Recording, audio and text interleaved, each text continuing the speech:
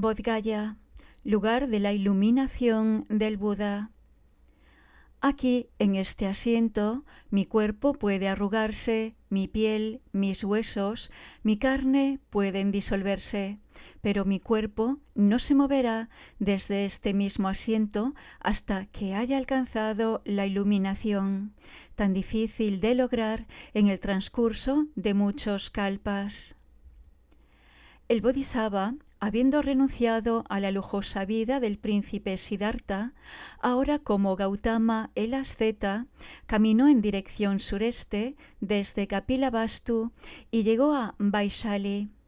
Aquí escuchó brevemente las enseñanzas de Arada Kalapa, un Sankhya aberrante, pero se fue insatisfecho. Cruzando el río Ganges, entró una vez más en el reino de Magadha y llegó a Raigir, la capital, donde escuchó las enseñanzas yógicas de Rudatra. Nuevamente insatisfecho, se fue seguido por los 5 ascetas. Junto con ellos llegó al pueblo de Urabilva, a orillas del río Nairanjana, cerca del lugar ahora conocido como Bodh Gaya. Aquí participaron en prácticas largas y austeras. Durante los 2 primeros años, Gautama solo comió un grano de arroz al día y durante los 4 años siguientes no comió nada en absoluto. Permaneció sentado en continua meditación a pesar de la degeneración casi completa de su cuerpo. 6 años después de su renuncia inicial, se dio cuenta de que la mortificación extrema no produce liberación. Se levantó y rompió las austeridades. Los 5 ascetas quedaron disgustados y partieron hacia Benares. Como sus antiguas vestiduras habían desaparecido, tomó un sudario amarillo del cadáver de una sirvienta que esperaba su cremación. Para ayudarlo a lavarlo, el dios Indra golpeó el suelo y abrió un estanque. La hija de un brahman local, Suyata, se acercó y le ofreció un cuenco de oro lleno de arroz preparado con la esencia de la leche de 1000 vacas. Renovado en cuerpo y mente, con su tez brillante como el brillo del oro bruñido, el Bodhisattva se bañó y luego caminó hasta una cueva cercana para continuar su meditación. Sin embargo, la tierra tembló y las voces de Budas anteriores resonaron en el aire, diciéndole que este no era el lugar de su iluminación y aconsejándole que se dirigiera al árbol Bodhi cercano. Los lugares de todos estos eventos fueron vistos por los peregrinos chinos en los siglos V y VII y registran que se habían construido estupas en cada uno de ellos. Ninguno de estos existe hoy. El cortador de granos esvástica le dio un manojo de hierba kusa. Una bandada de pájaros voló alrededor del Bodhisattva 3 veces. Cuando entró en el área alrededor del árbol, la tierra tembló. Se hizo un asiento con la hierba kusa en el lado este del árbol y después de 7 circunvalaciones se sentó mirando hacia el este.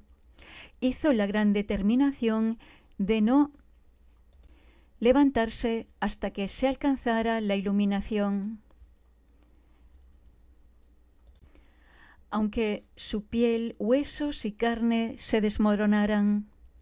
Enviando un rayo de luz del tesoro del cabello entre sus cejas, invocó a Mara, quien vino a desafiarlo.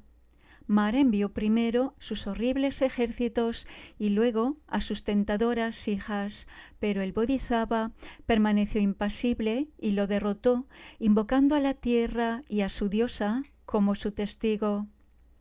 Continuó en profunda meditación durante las 3 vigilias de la noche y finalmente realizó la iluminación suprema al amanecer. El aire se llenó de flores y luz, y la tierra tembló 7 veces.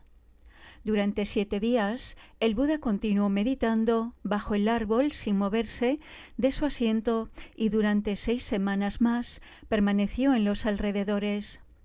Durante la segunda semana caminaba arriba y abajo, con flores de loto surgiendo de sus pasos, y se preguntaba si enseñar o no.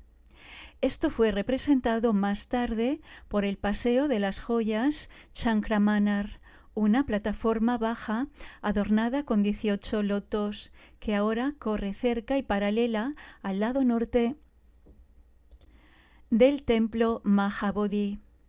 Durante una semana más se sentó agradecido contemplando el árbol Bodhi. Este lugar fue marcado más tarde por la stupa Animeshalochana, ahora situada al norte del Chankramanar. Brahma e Indra ofrecieron una sala hecha de las 7 sustancias preciosas en la que el Buda se sentó durante una semana, irradiando luces de 5 colores desde su cuerpo para iluminar el árbol Bodhi. Xuanchuang describe este sitio como al oeste del árbol y comenta que con el tiempo las sustancias preciosas se habían convertido en piedra. Sin embargo, algunos ahora identifican a Ratnagara como un santuario sin techo, nuevamente al norte de Chankramanar. Durante una semana de clima inusualmente inclemente, el rey Naga Muchalinda envolvió su cuerpo 7 veces alrededor del Buda que estaba meditando, protegiéndolo de la lluvia, el viento y los insectos. Xuanchuang vio un pequeño templo al lado del tanque, que se cree que es la morada de este naga. Lo descubrió como algo al sureste del árbol Bodhi y ahora se identifica con el estanque seco en la aldea de Mucherin, cerca de Bodh Gaya. Mientras Buda estaba sentado meditando bajo el árbol Ajapala Nigroda, Brahma vino y le pidió que le enseñara el Dharma. Xuanchuang vio este árbol con un pequeño templo y una stupa al lado en la esquina sureste del recinto del árbol Bodhi. Se cree que el sitio se encuentra ahora dentro del cementerio de Mahanta, cerca de la actual Puerta Oriental. Buda pasó la última de las 7 semanas sentado bajo el árbol Tarayana. Xuanchuang colocó esto a cierta distancia al sur y al este del recinto del árbol Bodhi, cerca de los lugares donde el Bodhisattva se había bañado y comido anteriormente a la ofrenda de Suyata. Todos estaban marcados por estupas. Aquí 2 comerciantes que pasaban, Trapusa y Balika, ofrecieron al Buda el primer alimento desde su iluminación. Al ver que necesitaba un recipiente para recibirlo, los 4 guardianes de las direcciones ofrecieron cuencos preciosos, pero él solo aceptaría 1 de piedra de cada uno. Presionó los 4 cuencos para formar uno que sobrevivió y cuando Fa Hien lo vio en Peshawar se podían ver 4 aros en él. Después de pasar así 49 días meditando cerca de la sede de la iluminación, el Buda dejó Bodh Gaya a pie para encontrarse con los 5 ascetas en Benares y girar la primera rueda del Dharma. Una vez logrado esto, regresó brevemente a Uruvela y presentó a sus enseñanzas a los 3 hermanos Uruvela, Gaya y Nadi Kashyapa. Desarrollaron la fe en Buda y junto con 1000 de sus seguidores se hicieron monjes y acompañaron a Sakyamuni a Raigir. Hasta ahora hemos descrito a Bodh Gaya solo en relación con el Buda Sakyamuni, pero esa conexión no es de ninguna manera exclusiva. De la misma manera que Sakyamuni, todos los Budas que muestran la iluminación a este mundo comen arroz con leche, se sientan sobre una alfombra de hierba en Vajrasana y meditan, derrotan a Mara y sus fuerzas y alcanzan la iluminación suprema debajo del árbol Bodhi, aunque la especie de árbol difiere con cada Buda. El árbol Bodhi actual es descendiente del original, ya que el árbol ha sido destruido deliberadamente en al menos 3 ocasiones. El rey Asoka, inicialmente hostil al budismo, ordenó que lo talaran y quemaran en el acto. Pero cuando el árbol surgió de nuevo de las llamas, su actitud se transformó.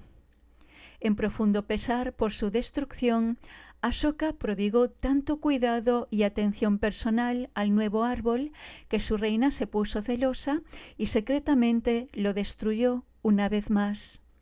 Nuevamente Ashoka lo revivió y construyó un muro protector que lo rodeaba, como lo había hecho anteriormente el rey Prasenajit de Kosala durante la vida de Buda.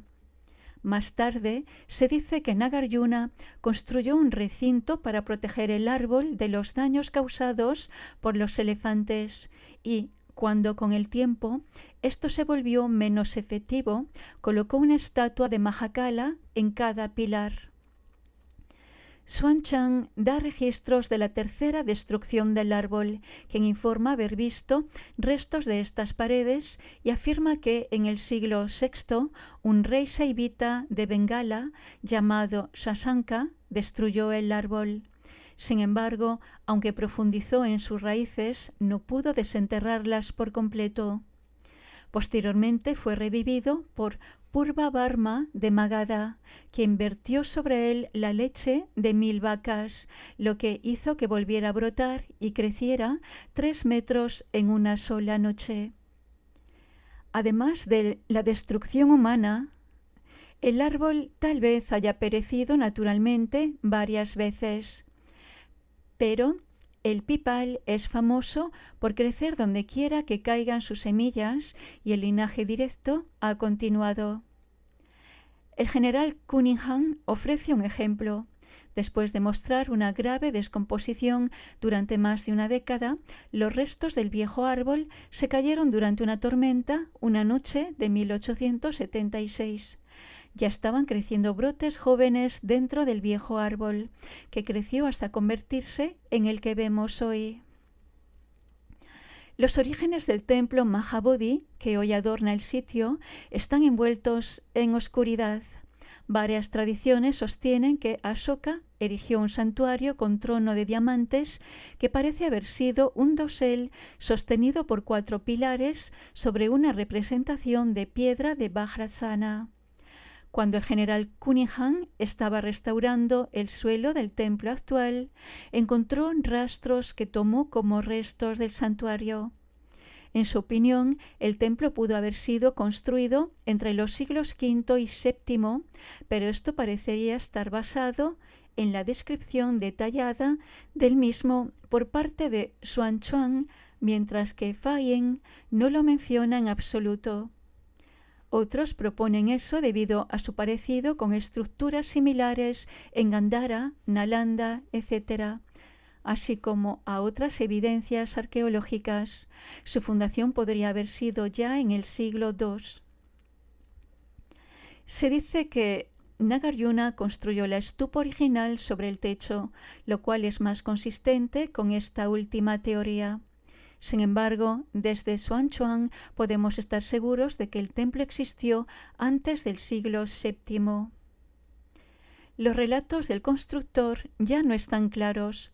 Algunas leyendas atestiguan que era un brahmán que actuaba siguiendo el consejo de Shiva. Se dice que la estatua en el santuario principal del templo, famosa por su parecido con Sakyamuni, fue obra de Maitreya, en apariencia de un artesano brahmán. La tradición monástica parece haber sido fuerte en Bodh Gaya. Fa Hien menciona 3 monasterios y Xuanzang describe particularmente el magnífico Mahabodhi Sangarama, fundado a principios del siglo IV por un rey de Ceilán. Ambos peregrinos hacen especial hincapié en la estricta observancia del Vinaya por parte de los monjes que residen allí. Algunos relatos cuentan que el maestro Atisha, quien más tarde enfatizó la práctica pura del Vinaya, recibió la ordenación en Bodh Gaya. Como en otros lugares, el abandono y la desolación siguieron a la invasión musulmana del norte de la India. Sin embargo, se registran extensas reparaciones y restauración del templo y sus alrededores en el siglo XIV por parte de los birmanos y sus nuevos intentos a principios del siglo XIX. A finales del siglo XVI, un sannyasi errante se instaló en Bodh Gaya y fundó el establecimiento que ahora es la Matemática del Mahanta. Cuando en 1891 Anagarika Dharmapala, inspirado por los llamamientos de la prensa de Sir Edwin Arnold, fundó la Sociedad Mahabodhi y buscó restaurar el sitio como un santuario budista, estaba obstruido por la burocracia. El gobierno británico de la India decidió que el templo y sus alrededores eran propiedad del Saivita Mahanta, quien recién entonces comenzó a interesarse por él. Siguieron casi 60 años de disputas judiciales hasta que el templo Mahabodhi fue reconocido legalmente como perteneciente a los budistas. Desde el inicio del Comité de Gestión del Templo Bodh Gaya y el comienzo de su administración activa en 1953, se han realizado grandes mejoras tanto en el templo como en sus terrenos. Se han reparado las estructuras existentes y se están erigiendo nuevas estupas. Con la reintroducción de imágenes doradas en los nichos del templo Mahabodhi, comienza a recuperar parte del esplendor descrito por Xuanzang.